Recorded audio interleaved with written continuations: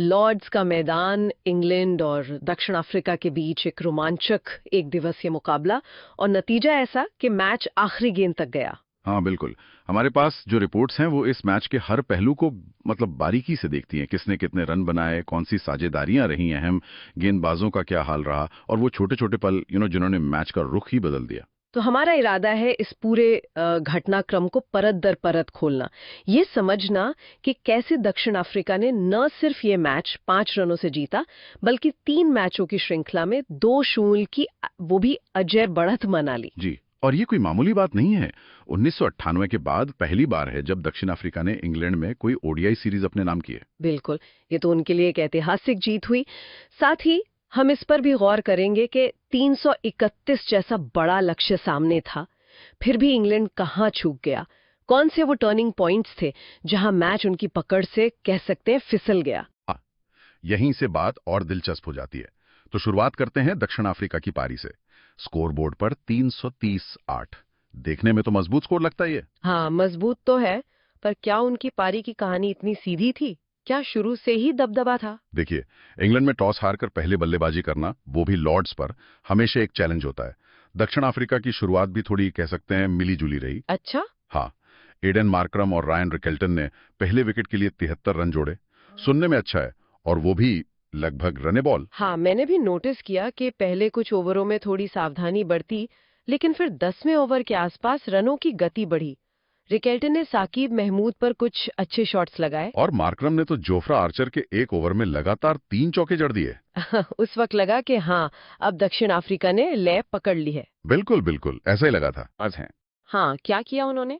उन्होंने पहले सेट दिख रहे रिकर्टन को, जो 35 पर थे, विकेट के पीछे कैच कराया, और फिर अगले ही ओवर में नए बल्लेबाज कप्तान टेम्बा बौमा को खाता भी नहीं खुलने दिया, पवेलियन भेज दिया।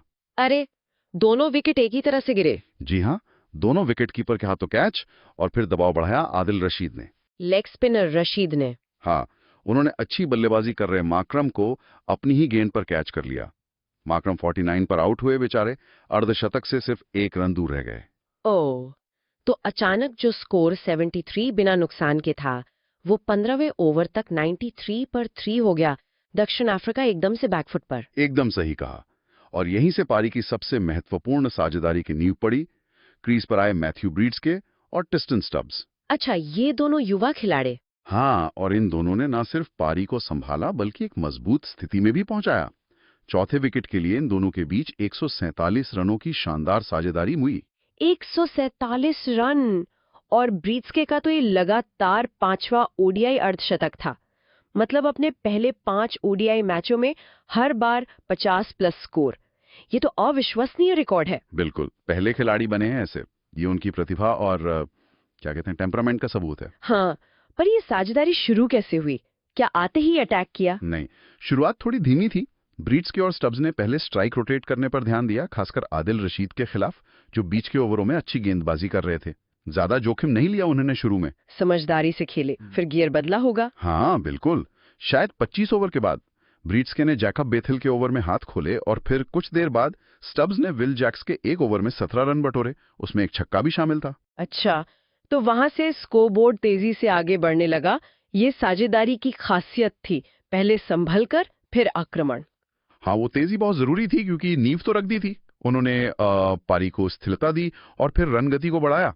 लेकिन जब लग रहा था कि ये दोनों शायद शतक भी बना देंगे और दक्षिण अफ्रीका 350 पार चला जाएगा, तभी कुछ हुआ। हाँ, तभी आर्चर फिर एक्शन में आए। उन्होंने ब्रिस्के को 85 रनों के बढ़िया स्कोर पर एलबीडब्ल्यू आउट कर दिया।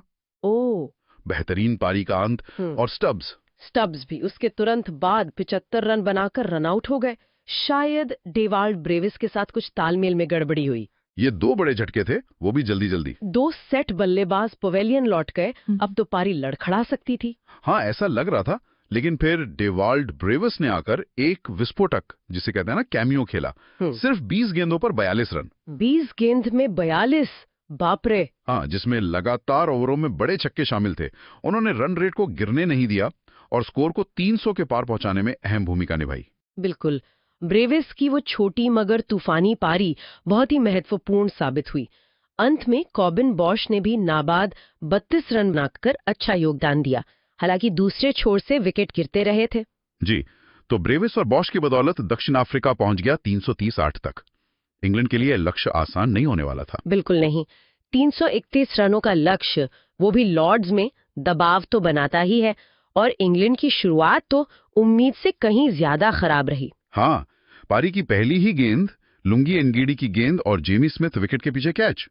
खाता भी नहीं खुला। पहली गेंद पर विकेट, इससे ज्यादा नाटकीय शुरुआत क्या हो सकती थी। बिल्कुल, लेकिन फिर क्रीज पर आए जो रूट। अनुभवी खिलाड़ी हैं और उन्होंने आते ही काउंटर अटैक करने की सोची। एनगीडी और नांद्रे बर्गर पर कुछ अच्छे चौके लगाकर दबाव हटाने की कोशिश की। हाँ, रूट ने कोशिश की, लेकिन दूसरे छोर पर बेन डेकेट शायद संघर्ष कर रहे थे। हाँ, डकेट कुछ अपनी लय में नहीं दिखे, रन बनाने के लिए जूझ रहे थे और आखिरकार 13वें ओवर में केशव महाराज की एक सीधी गेंद पर बोल्ड हो गए। सिर्फ 14 रन बना पाए। तो इंग्लैंड का स्कोर 45 पर 2। शुरुआत अच्छी नहीं। बिल्कुल नहीं, लेकिन इसके बाद जो हुआ उसने इंग्लैंड को मैच में वापस ला दिया। रूट का साथ देने आए जैकब बेथेल। जैकब बेथेल, युवा खिलाड़ी। हाँ, और इन दोनों ने मिलकर तीसरे विकेट के लिए एक बहुत ही तेज साझेदारी की। सिर्फ 64 गेंदों पर 77 रन जोड़ दिए। 64 गेंद में 77, ये तो कमाल की साझेदारी थी। बेथेल ने खास तौर पर स्पिनर केशव महाराज को निशाना बनाया है ना। जी हाँ, उनके एक ओवर में तो बेथेल ने एक छक्का और 3 चौके जड़ दिए। क्या पारी खेली उन्होंने। सिर्फ 40 गेंदों में 58 रन। इंग्लैंड की रन गति एकदम से बढ़ गई थी। और इसी दौरान रूट ने भी अपना अनुभव दिखाया, अपना 43वां एक दिवसीय अर्धशतक पूरा किया और इसके साथ ही वो इंग्लैंड के लिए ओडीआई में सबसे ज्यादा अर्धशतक बनाने वाले खिलाड़ी बन गए, इयॉन मॉर्गन को पीछे छोड़ते हुए। ये भी एक उपलब्धि थी। जी हाँ, ये एक माइलस्टोन था उनके लिए।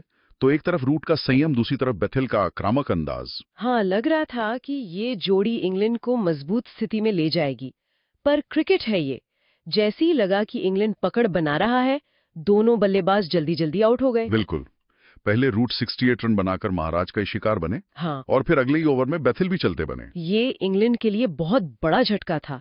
2 सेट बल्लेबाजों का एक साथ आउट होना, बड़ा नुकसान। हाँ, अचानक स्कोर 144 हो गया और मैच फिर से बराबरी पर आ गया। अब सारी जिम्मेदारी कप्तान जॉस बटलर और युवा हैरी ब्रूक पर आ गई। और बटलर ने कप्तानी पारी खेली भी। उन्होंने हैरी ब्रूक के साथ मिलकर 5वें विकेट के लिए 69 रन जोड़े। हाँ, वो साझेदारी अहम थी। फिर ब्रूक के आउट होने के बाद विल जैक्स के साथ भी 40 रनों की एक और उपयोगी साझेदारी की। बटलर ने एक छोर संभाले रखा और स्कोर बोर्ड को चलाते रहे।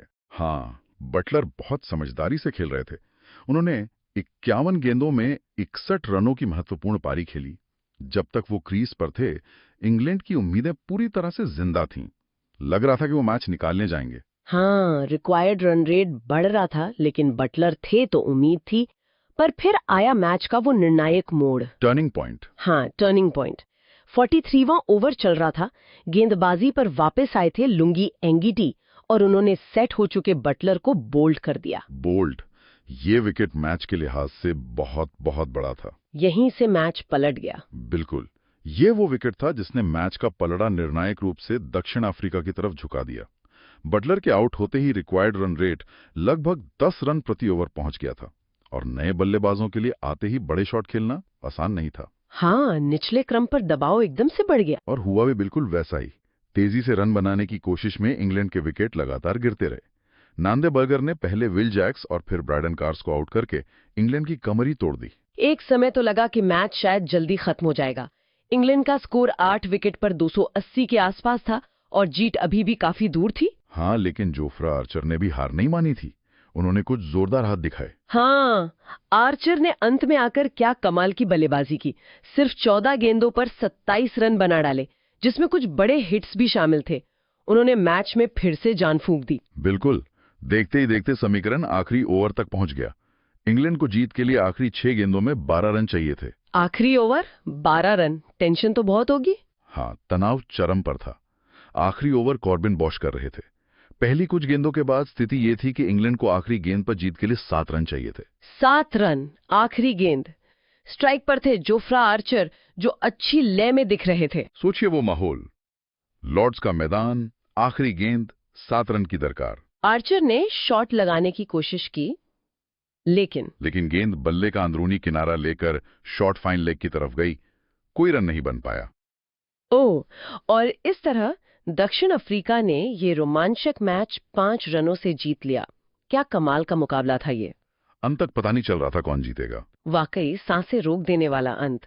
तो अगर हम इस पूरे मैच का सार निकालें, दक्षिण अफ्रीका की जीत में ब्रिट्स के और स्टब्स की वो शतकीय साझेदारी और अंत में ब्रेविस और बॉश के वो तेज रन बहुत महत्वपूर्ण रहे। हाँ, उन्होंने मुश्किल हालात से टीम को उबारा और एक बड़ा स्कोर खड़ा किया। और जहां तक इंग्लैंड की बात है, जैकोब बेथिल, जो रूट और कप्तान बटलर, तीनों की अर्धशतकीय पारियां बेहतरीन थीं। उन्होंने लक्ष्य का पीछा करते हुए टीम को मैच में बनाए रखा। बिल्कुल, लेकिन वो नियमित अंतराल पर विकेट खोना, खासकर बटलर का उस अहम मोड़ पर आउट हो जाना, शायद उन्हें सबसे ज्यादा महंगा पड़ा। मध्यक्रम ने साझेदारियां तो बनाई, पर कोई उन्हें अंत तक नहीं ले जा सका। सही कहा। और इस जीत का महत्व सिर्फ इस मैच तक नहीं है। जैसा हमने पहले कहा, दक्षिण अफ्रीका ने 1998 के बाद पहली बार इंग्लैंड की धरती पर कोई एक दिवसीय श्रृंखला जीती है। ये उनके लिए एक ऐतिहासिक उपलब्धि है और यकीनन टीम के मनोबल के लिए बहुत बड़ी बात होगी। निश्चित तौर पर ये जीत उनके आत्मविश्वास को काफी बढ़ाएगी, खासकर आगे आने वाले टूर्नामेंट्स को देखते हुए। तो अब यहाँ एक सवाल श्रोताओं के लिए छोड़ जाते हैं। इंग्लैंड के नजरिए से देखें तो इतने अच्छे व्यक्तिगत प्रदर्शन हुए, लेकिन फिर भी बड़े लक्ष्य के दबाव में इस तरह करीबी अंतर से हार जाना, क्या ये उनकी टीम की गहराई या प्रेशर झेलने की क्षमता पर कोई सवाल उठाता है? या फिर दक्षिण अफ्रीका के लिहाज से सोचें तो क्या ये ऐतिहासिक श्रृंखला जीत उनके ओडीआई क्रिकेट में एक नए सुनहरे दौर की शुरुआत का संकेत है? क्या ये टीम आने वाले समय में और बड़ी सफलताएं हासिल करने का मादा रखती है? इन सवालों पर जरूर सोचा जा सकता है। लॉर्ड्स का